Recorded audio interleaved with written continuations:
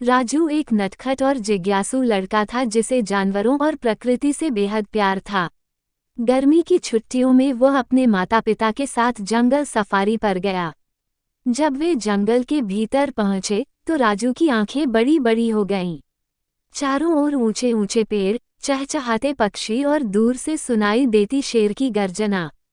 राजू ने गाइड की बातें बड़े ध्यान से सुनी, लेकिन उसका मन तो उन घने पेड़ों के बीच छुपे रहस्यों को खोजने में था।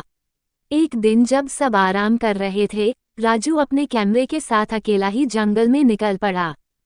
जंगल में चलते चलते उसकी मुलाकात हुई टिंकू बंदर से।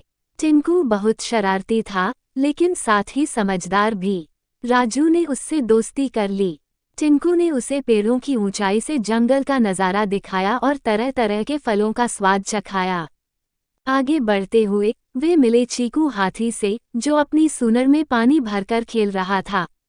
चीकू ने उन्हें जंगल की नदी पार करवाए और रास्ते में एक खतरनाक दलदल से बचाया।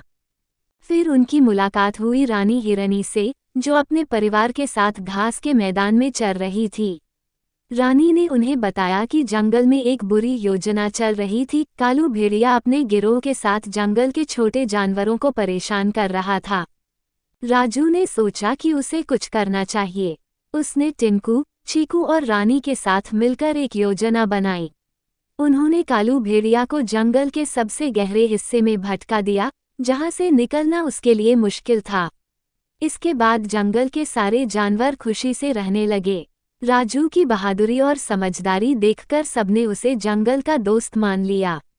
जब वह घर लौटा तो उसके पास अनगिनत कहानियां थीं, लेकिन उसकी सबसे प्यारी कहानी थी जंगल की रोमांचक यात्रा।